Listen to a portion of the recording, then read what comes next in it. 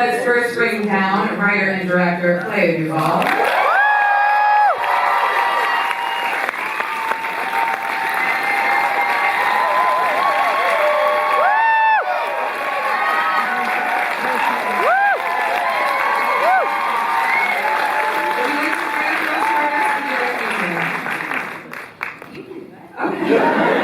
We'll bring up co-writer and our Jane on screen.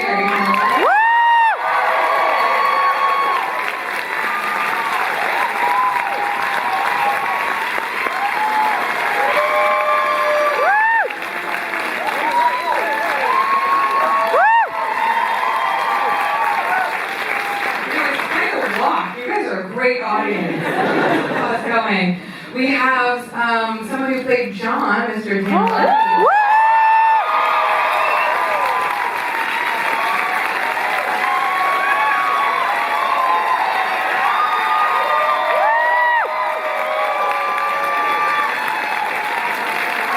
It's Dan's first time in Vidiots, so you guys really showed up.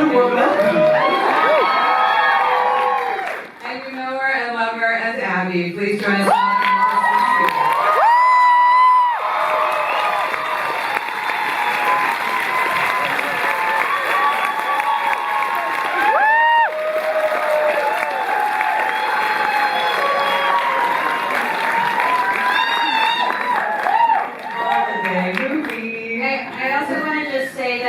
Our DP, John Milistarian, our production designer, Teresa Milistarian, our producer, Amy Klausner, our other producer, Jonathan McCoy, and our still photographer, Lacey.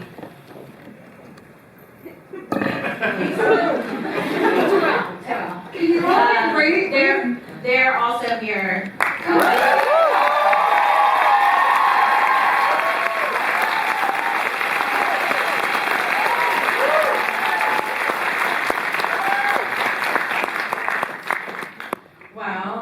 We have to start at the beginning. Clea, story by you, as credited on screen. Take us back to the beginning, the idea for this film, and where it began. Well, I love Christmas movies. I love Christmas time.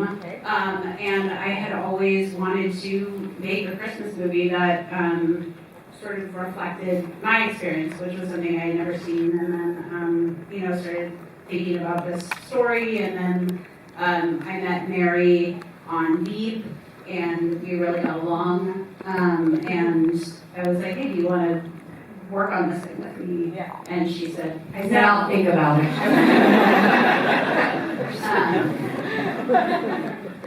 And we started, and then it became this. Well then, Mary, when you were thinking about it, what was the thing that perhaps then drew you to the story too, and then going, oh, I really want to, co-write this, and then also star, putting yourself in the film? I guess I put myself in the film. I guess I did.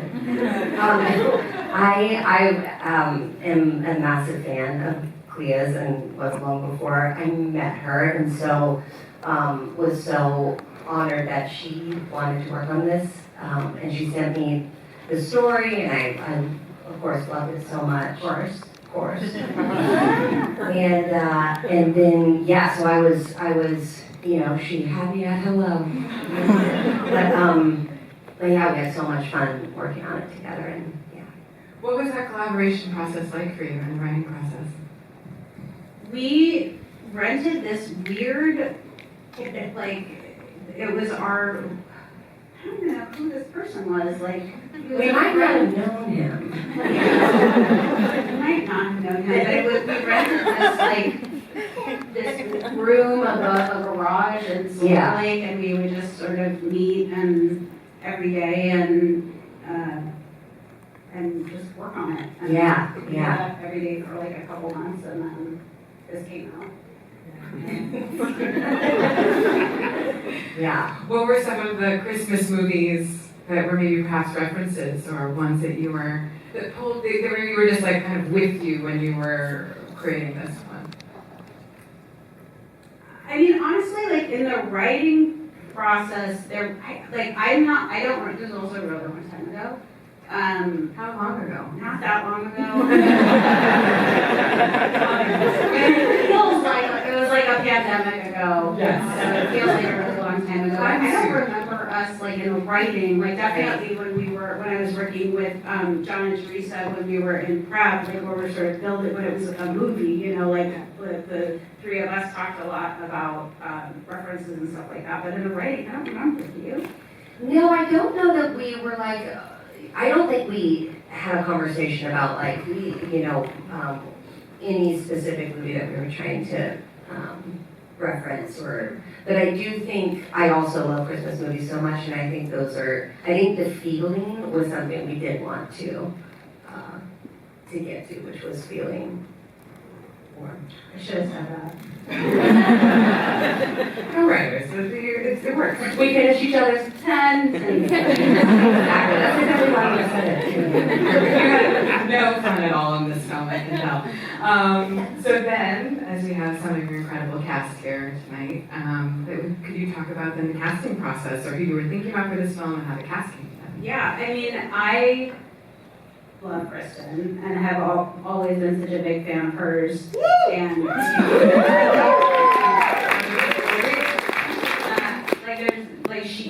she's an actor who can do so much, but then seeing her on SNL and seeing how funny she was, like that was really, really kind of inspired.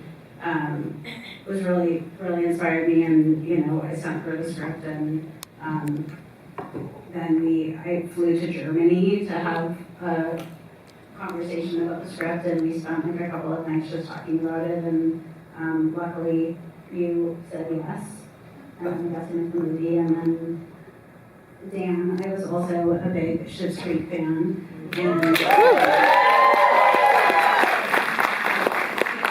had a conversation with him very early on, but I feel like there was a point where like maybe you were going to do something else or something, like we weren't sure it was going to work out, and I was really trying to play it cool, but I was really stressed because I didn't want anybody else. And then Mary just paid me a lot of money. $25. Well, Kristen and Dan, it's so great to have you both here. First of all, thank you for joining us. But then, given the characters in the film, both you get to play the outsiders that bring us into the family, that bring us into the space, and like that very common holiday movie feeling of anxiety and going home to our family. So I'm just first curious for both of you, like what stood out to you in the script when you first got it? When you first read it?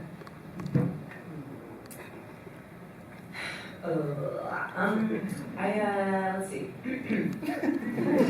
I couldn't really imagine like a gay Christmas movie happening with her, and like even if the script was great, it was good, it was really funny, kind of knew a lot. So I was like, oh fuck, it's gonna be great because like no one else. I has to be me. And so my initial thoughts on the script, I was like, hopefully I can. It's scary to be funny in a movie when you're usually not, like, that's not your job. And people take funny so fucking seriously, too. Like, people that do it a lot and do comedy, it's like they're the most fucking serious people. It's not chill at all. And so true. Yeah. It's so not funny. Not the movie, just the way people take comedy and how serious it is. Yeah. But it's also silly. Yeah, please continue. Oh no, that was really great when you took over. No, I don't know. Like, Clea came to talk to me about the script in Germany, which I really made you jump through a fucking hoop. Worth it. We could really actually talk about like who the person could be. We kind of play like. It's rare to be able to put detail and kind of like nuance into and have like people in movies that are made by studios have like actual identities, and even just like casting Abby's best friend, it's like you don't get to know her for very long, and so all these little indications like it needed to be someone like them, like she's fucking smart. You know what I mean? Like I want to know that quick, and I don't know, just like talking about shit like that. It's important to, if we're gonna I think the movie's good, but even if we're making like bad gay movies, that's cool that we get to be gay.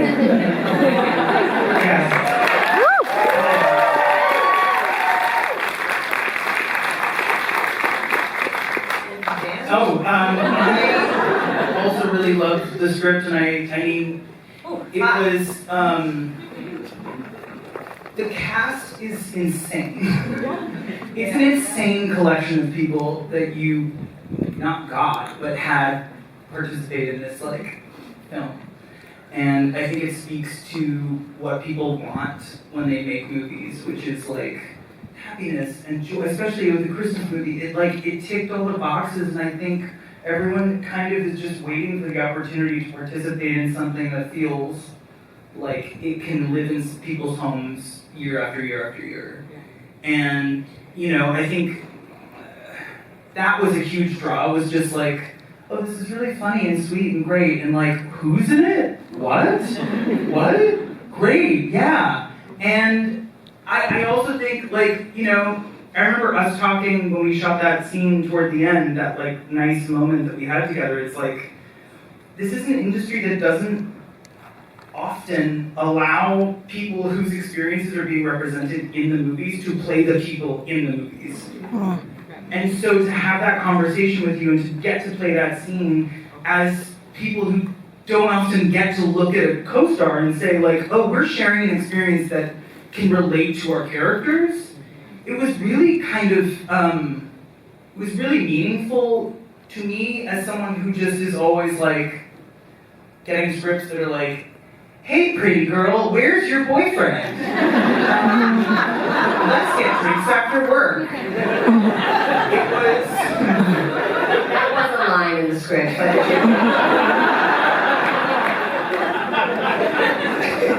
So by the time that I, you know, got past those lines, but, you know, by the time that I got to that scene, I was like, oh, this is really special, and this is something that I really want to be a part of, and I remember that experience very fondly because it doesn't happen that often. Yeah. Because I think that scene, at least that I'm referencing, is, you know, you making this comment about, you know, Harper not coming after it, that, you know, her parents has nothing to do with you, and the way that that lands, like, I swear every time it just brings the house down. And yeah, could you maybe elaborate on it, please, Kristen, what that scene was like for you, because you two connected so beautifully, like, in that moment, and it's such a beautiful scene. And then I would love to hear from you two as well in terms of writing that and kind of getting Anyone? I loved working with Dan so much, and I miss you and we never see each other. But we were like in this weird little house. We're sitting upstairs on like cardboard that's covering the carpet because the movies are filthy, and you know, I was like, oh, we're approaching like the big emotion. There are a couple emotional scenes in the movie, but obviously inevitably you get like nervous because you're like, I really hope I don't fuck this up, and I also don't want to fake. I really hope that, you know, something occurs where like the sky opens up and we look at each other and we actually are not. We're making memories together versus like trying to sort of like check a box, like, oh, I squeezed a tear out or whatever. You know what I mean? It's like we were talking about how cool it is that we actually get to do the scene. Like, we kind of had this very conversation, and we went out, and I was like, after having the conversation about the fact that it's important, you're like, oh God, now I'm just dry as a fucking bone. But like, it truly fucking, I don't know that the lines, I'm sure I was being annoying. I was like, I gotta do things without words. I'm sure that, I can't remember, but it's like, this is a commercial movie, say your fucking lines. But I remember really just being like, 100% completely in that moment.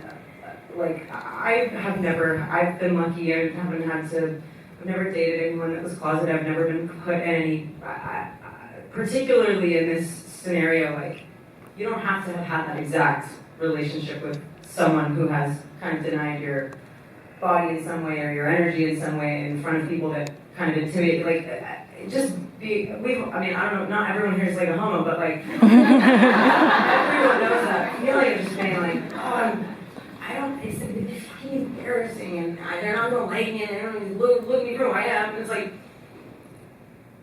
I don't know, I loved doing that scene with you. I don't even have like a well-rounded answer for like the process or whatever, or even like an anecdote, other than to say that it was so nice to do something super affecting and real, and that's all. Shut up. Yeah. Please don't shut up. It's incredible. I guess I'll just say this. there's the gravity of that scene, and I just want to say to your point, it transcends kind of like, I think the words and the feeling that everyone can feel about not being seen, especially like in relationships also with their family. Like you put it in the context of a holiday film, right? I think we were all experiencing this as where some of us are about to go home, and they're just like, dude, does your family really see you completely? And I guess there was like a naivety that I was like sort of going like, oh, it's so crazy to do this, and him just being like, there was this like really steady, knowledgeable place of experience and like acceptance and maturity that was like when your friends can look at you and be like, and I just, there's also like, it came from somewhere so real that it was like, I've been here for my whole life. Welcome is okay. It's like the fact that you're just thinking this for the first time, you're like crying out here about it is like kind of cute. Because I've been in so much pain in my life before, and then being like, oh, just someone providing context and perspective, and then being like, well, yeah, and sharing that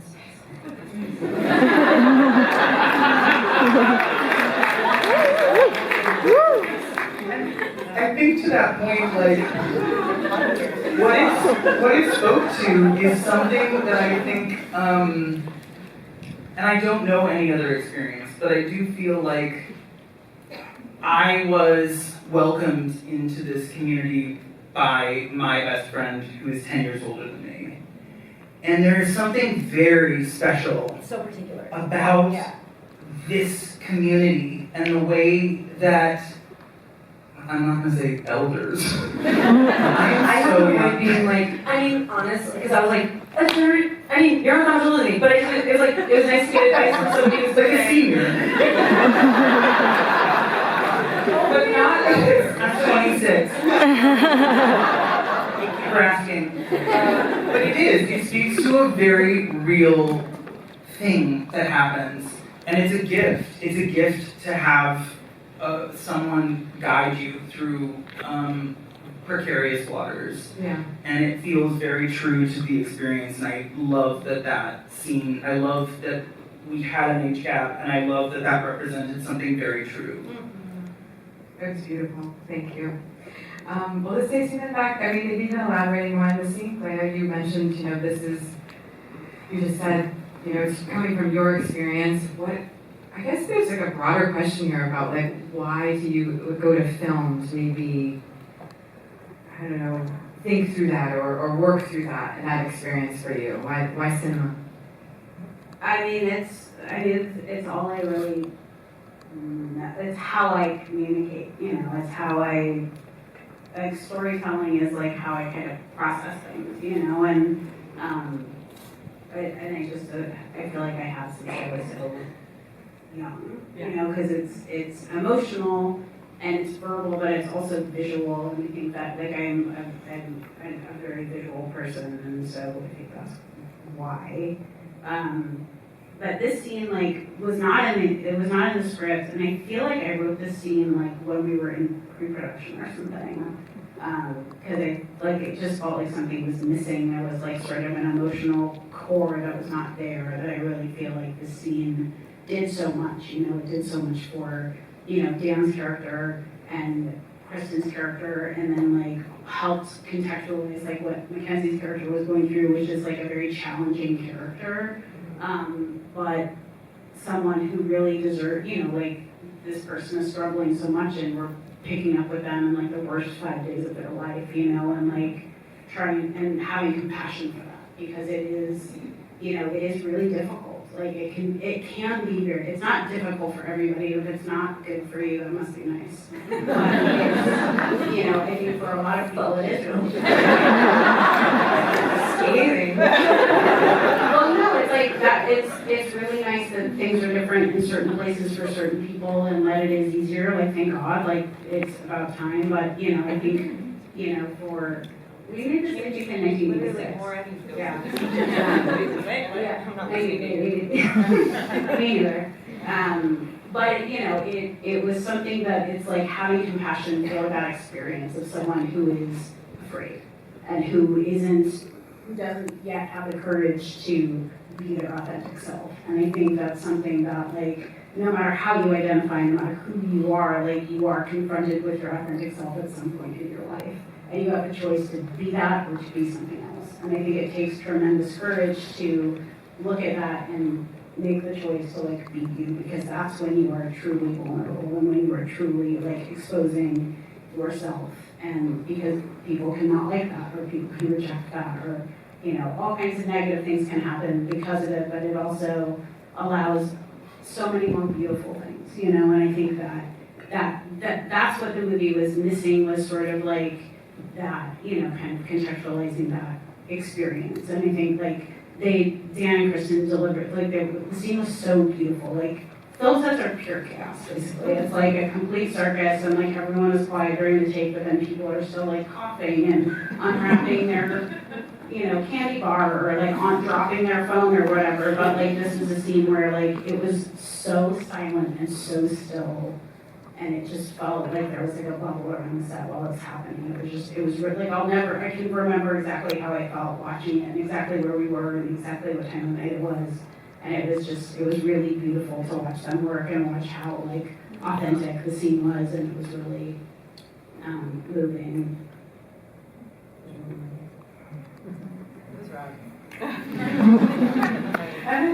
Came out, but for generations to come that are gonna like see that scene and see this film, it's really wonderful to me. On a completely unrelated note, though, I do think Kristen was like one of the first cases of COVID that I had ever seen.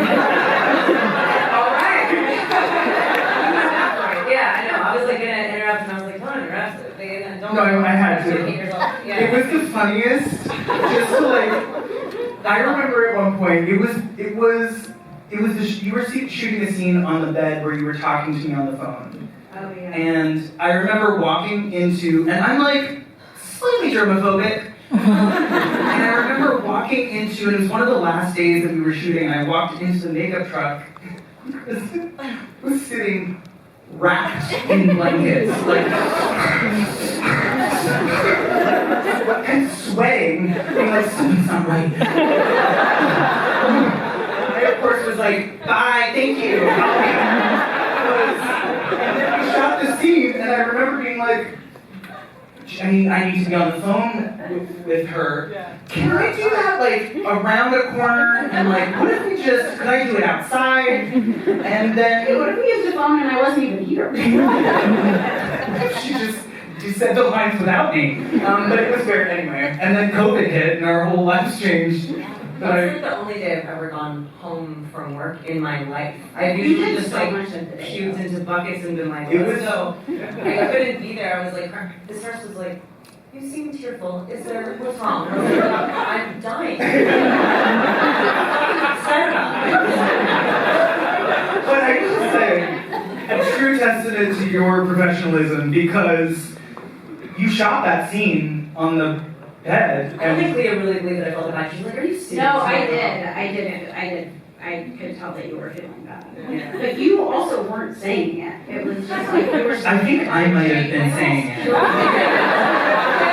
It's over here. I quite literally was around, so if you were to watch the scene again at one point, just picture me around a little like prop wall with quite literally a scarf wrapped around my entire head, holding the phone to my ear. And anyway, it's a really fun memory. Everybody got sick. Yeah. It really like tore through. What was it COVID TV? I mean, who can say? We were making history. Well, that unplanned chaos, I'm thinking of perhaps, I wanted to maybe talk then a little about the physical comedy, like the physicality in some of the scenes, ice skating scene, fight, amazing. Can you talk a little about that? Maybe Mary, starting with you, just like the physical comedy on set and maybe the planning around that, but it is brilliant in these scenes where you kind of pull out and show the space and allow the actors to really, I don't know, like I said, just get very physical with themselves and their characters. Yeah.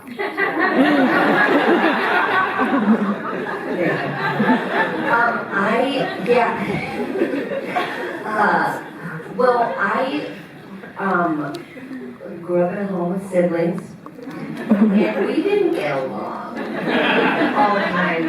We fought quite a bit, and I think, especially, I guess I'm thinking mostly about the fight scene, but with my sister especially, our fights were nasty. It was like the worst things we could think to do to a person we would do to each other. And my sister had ACL surgery, and I kicked her.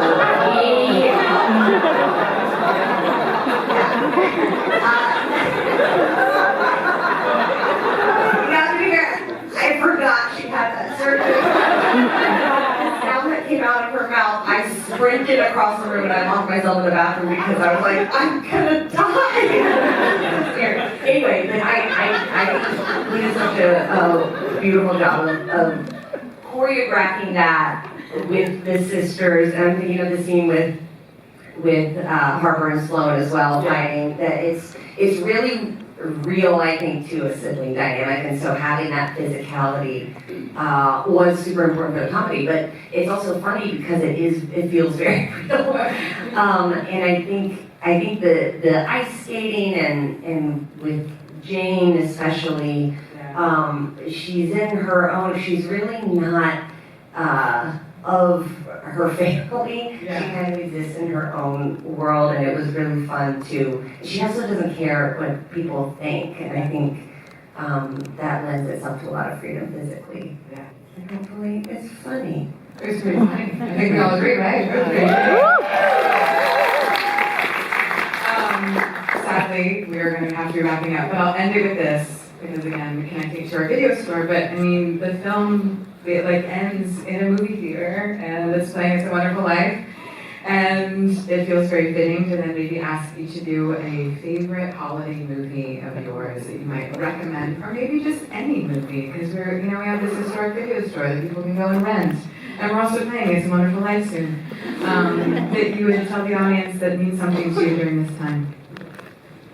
I mean, I don't know that it means something to me emotionally other than nostalgia is, I guess, emotional. But I mean, I love Christmas Vacation. That's always the movie that I watch every year that we'll probably watch on Christmas Eve. Why is the carpet all wet, Todd? Margot. Heaven. Thank you. I think mine is Home Alone. Love it so much.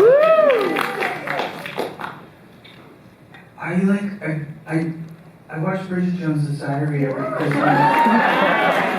It is a bizarre movie to rewatch though, because they were like, this woman is 137 pounds. She's a mess. I just gotta figure out how to negotiate that moral conundrum that I have when I'm watching the film. Try watching Love Actually. But anyway. Holland too.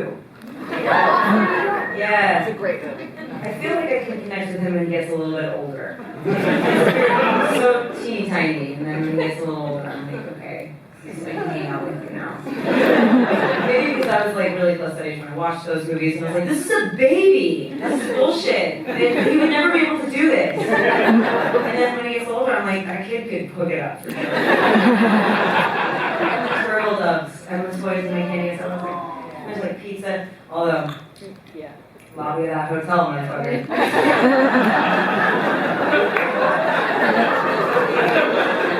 Whoa, get a recut. We're having a very fun evening tonight. Please give a warm round of applause.